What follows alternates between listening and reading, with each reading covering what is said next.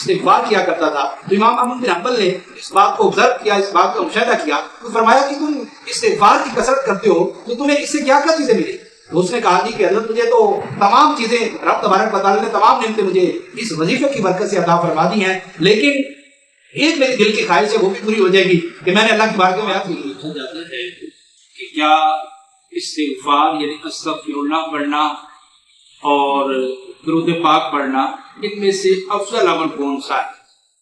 تو اس حوالے سے عرض یہ ہے کہ دونوں کے دونوں عمل اپنے اعتبار سے بڑی اہمیت کے حامل ہیں اور دونوں کے دونوں افضل ہیں, لیکن ان میں سے افضل کون ہے, کون سا عمل ہے, اس حوالے سے انشاءاللہ الکریم میں دلیل کے ساتھ آپ کو بیان کروں گا. سب سے پہلے میں آپ کو عرض کرتا ہوں استغفار کے حوالے سے, اور آج کی جو گفتگو ہے آپ مکمل سماعت فرمائیے گا, انشاءاللہ الکریم آپ کو اس سے بہت فائدہ حاصل ہوگا اور انشاءاللہ الکریم اس پر عمل کی بدولت آپ کو اللہ کی رحمت سے بہت سے فوائد حاصل ہوں. تو سب سے پہلے میں عرض کرتا ہوں استغفار کے حوالے سے. استغفار کا مطلب یعنی استغفر اللہ پڑھنا. تو آج ہر بندہ ہی پریشان ہے, مشکلات کا شکار ہے, بے روزگاری کا شکار ہے اور گھریلو ناچاکیوں کا شکار ہے. ہر بندہ ہی اس حوالے سے پریشان ہے اور پریشانیوں میں مبتلا ہے, مصائب و آلام کا شکار ہے. تو حدیث طیبہ میں ہے, رسول اکرم صلی اللہ تعالیٰ علیہ وآلہ وسلم کا فرمان ہے کہ استغفار کو لازم پکڑ لو, کیونکہ استغفار کرنا پریشانیوں کو دور کرتا ہے. تو آپ استغفار کرنے لگ جائیں گے. جو بندہ استغفار کرے گا اور اللہ سے بخشش طلب کرے گا, استغفر اللہ پڑھے گا, تو اس کی تنگ دستیاں ختم ہو جائیں گی اور اس کی پریشانیاں ختم ہو جائیں گی, اس کے مصائب و آلام دور ہو جائیں گے اور رزق کی تنگی دور ہو جائے گی, اور اللہ تعالیٰ اس شخص کو وہاں سے رزق عطا فرمائے گا جہاں سے اس کا گمان بھی نہیں ہوگا. اور دوسری بات آپ دیکھیں کہ بندہ جب گناہ کرتا ہے تو جب ایک مرتبہ گناہ کرتا ہے تو دل پر ایک سیاہ نقطہ لگ جاتا ہے, یہ حدیث کا مفہوم.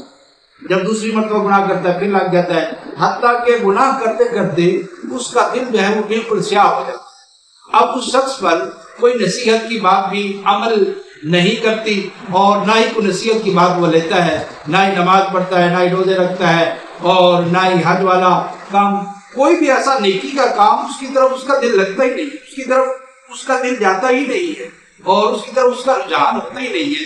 تو اس کی وجہ کیا ہے؟ اس کی وجہ گناہوں کا کثرت سے ہو جانا, اور گناہوں کی وجہ سے یہ معاملہ ہوا. اس کا حل اب کیا ہے؟ اس کا حل یہ ہے کہ وہ بندہ کثرت سے استغفار کرنے لگے. جب وہ کثرت سے استغفار کرے گا اور اللہ کی بارگاہ میں رجوع کرے گا اور اللہ کی بارگاہ میں توبہ کرے گا تو انشاءاللہ الکریم اس بندے کے گناہ جو ہے رب تبارک و تعالیٰ کی رحمت سے معاف ہوں گے, اور اس کے دل پر جو زنگ ہے اور اس کا دل جو میلا ہو چکا ہے اور اس کا دل جو ہے سیاہ ہو چکا ہے گناہوں کی وجہ سے, وہ پاک صاف ہو جائے گا. اب پھر اس کا دل جو ہے عبادت میں لگے گا, ریاضت میں لگے گا, نیک کاموں میں لگے گا اور اللہ کی اطاعت اور فرما برداری والے کاموں میں لگے گا.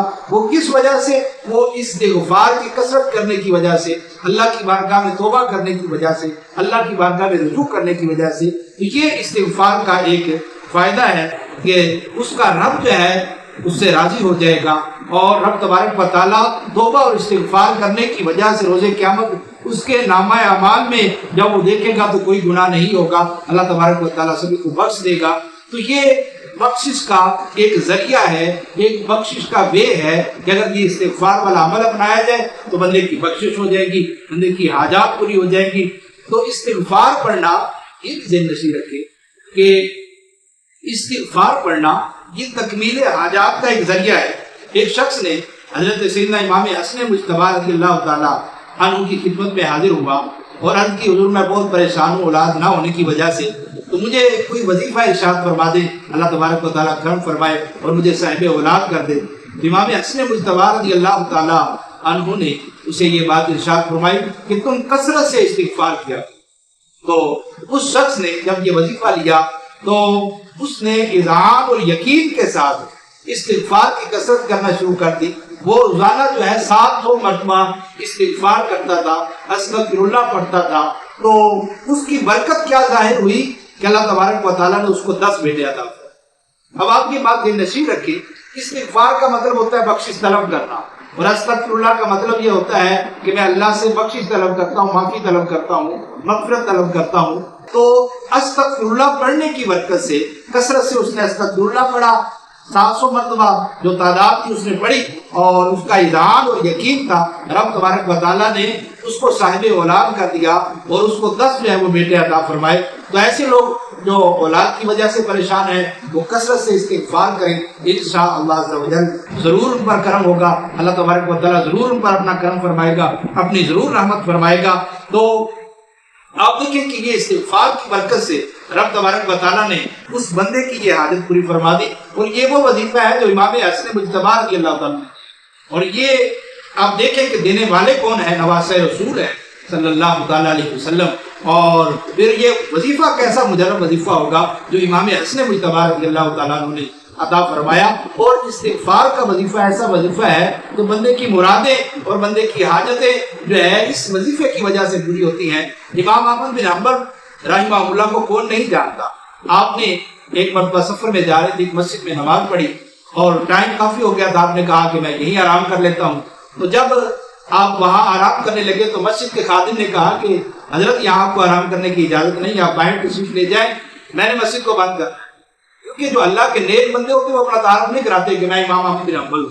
اگر وہ اپنا تعارف کرواتے آپ تو آپ کے ہاتھ چومتا، آپ کی دستبوسی کرتا، آپ جو ہے قدم بوسی کرتا. لیکن آپ نے اپنا تعارف نہ کرایا. اور یہی اللہ کے نیک بندوں کی نشانیاں ہوتی ہیں کہ وہ اپنا تعارف نہیں کرواتے اور اپنا واہ بلا نہیں کرتے کہ میں فلاں ہوں. تو آپ باہر تشریف لے گئے تو سامنے ہی ایک دکان تھی، نان بھائی کی، نان لگانے والے کی، روٹیاں بنانے والے کی. وہ یہ سارا منظر دیکھ رہا تھا. آپ پریشان کھڑے تھے، وہ سارا منظر دیکھ رہا تھا. تو اس نے کہا کہ حضرت آپ میرے پاس تشریف رکھیں اور میرے پاس آپ آرام فرمائیں، یہ میرے لیے باعث سعادت ہوگی. اس نے دیکھ لیا اللہ کے نیک بندے ہیں، پتہ اسے بھی نہیں تھا کہ امام احمد بن حنبل. تو اس شخص کو جب آپ اس کے ہاں آپ نے آرام کیا، تشریف فرما ہوئے، اس شخص کو دیکھا کہ جو بھی وہ کام کرتا تھا وہ استغفراللہ پڑھا کرتا تھا، استغفار کی کثرت کیا کرتا تھا، اٹھتے بیٹھتے چلتے پھرتے اور اپنی روٹیاں بناتے ہوئے استغفار کیا کرتا تھا. تو امام احمد بن حنبل نے اس بات کو آبزرو کیا، اس بات کا مشاہدہ کیا. تو فرمایا کہ تم استغفار کی کثرت کرتے ہو تو تمہیں اس سے کیا کیا چیزیں ملی؟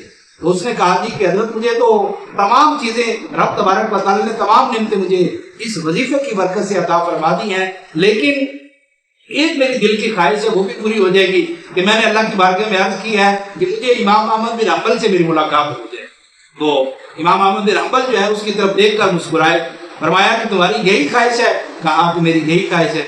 تو آپ نے فرمایا کہ وہ احمد بن حنبل جو ہے تمہارے سامنے موجود. اس شخص کی جو خوشی کا عالم تھا تو آپ نے فرمایا کہ یہ استغفار کی برکت ہے کہ رب تبارک و تعالیٰ نے مجھے خود تمہاری طرف بھیج دیا اور میں تمہارے پاس آ گیا اور مجھ سے ملاقات ہو گئی. تو یہ استغفار کی برکت ہے کہ بندے کی حاجات پوری ہو جاتی ہیں، بندے کی مشکلیں حل ہو جاتی ہیں، آفت و بلیات ٹل جاتی ہیں. تو جو بندہ استغفار کو وظیفہ بنا لے اللہ تبارک و تعالیٰ اس کی مصیبتیں، اس کی تنگ دستیاں دور فرما دیتا ہے. آپ دیکھیں کہ حدیث پاک میں رسول اللہ صلی اللہ علیہ وسلم نے قسم کھا کر ارشاد فرمایا کہ میں ہر دن جو ہے 70 سے زیادہ مرتبہ استغفار کرتا ہوں. آپ دیکھیں کہ حضور نبی رحمت صلی اللہ علیہ وسلم کا توبہ اور استغفار کرنا، اس کا مطلب کیا ہے؟ اس کا مطلب محدثین نے لکھا کہ مطلب یہ ہے کہ آپ بطور عاجزی یا تعلیم امت کے لیے استغفار کرتے تھے. یا ایک مطلب یہ بھی ہے کہ جس طرح نماز روزہ جو ہے عبادت ہے تو اس لیے رسول اللہ صلی اللہ علیہ وسلم بھی جو ہے استغفار فرمایا کرتے تھے. استغفار فرمانا بھی آپ کے لیے عبادت تھا.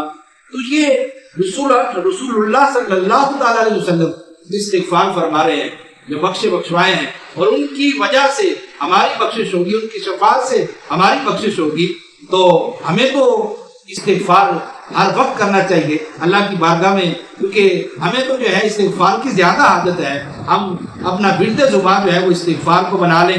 تو آپ یہ قصد اور ارادہ فرما لیں کہ ہر روز جو ہے تسبیح استغفار کی آپ زیادہ کیا کریں گے تو اس کی برکت سے انشاءاللہ گناہ بھی مٹ جائیں گے، تنگیاں بھی دور ہو جائیں گی، پریشانیاں بھی دور ہو جائیں گی. تو اگر کوئی شخص ایسا گناہگار ہے نیکیوں کی طرف اس کا دل نہیں کرتا، نماز کی طرف دل نہیں لگتا، عبادت کی طرف دل نہیں لگتا، تو وہ گوشے تنہائی میں بیٹھ جائے، اللہ کی بارگاہ میں توبہ اور استغفار کرے کہ مالک تو نے مجھے اتنی نعمتوں سے نوازا، مال سے نوازا، صحت سے نوازا، اور ہر قسم کی نعمت مجھے عطا فرمائی ہے، میں تیری بارگاہ میں استغفار کرتا ہوں، توبہ کرتا ہوں۔ اللہ تبارک و تعالیٰ یہ نہیں دیکھے گا کہ یہ بندہ کیسا ہے، یہ دیکھے گا کہ میرا بندہ ہے، میری بارگاہ میں آ گیا ہے۔ اللہ تبارک و تعالیٰ اس شخص کی بخشش فرما دے گا۔ تو آپ کی وظیفہ بنا لیں کہ استغفار کریں اللہ کی بارگاہ میں، اور روزانہ مغرب سے پہلے پہلے جو استغفار کریں، تاکہ اس دن کے اعمال سے پہلے جو ہے، اس دن کے جو نامہ اعمال ہے اس سے پہلے پہلے جو ہے آپ کا عمل یہ بھی استغفار والا بھی ساتھ چلا جائے،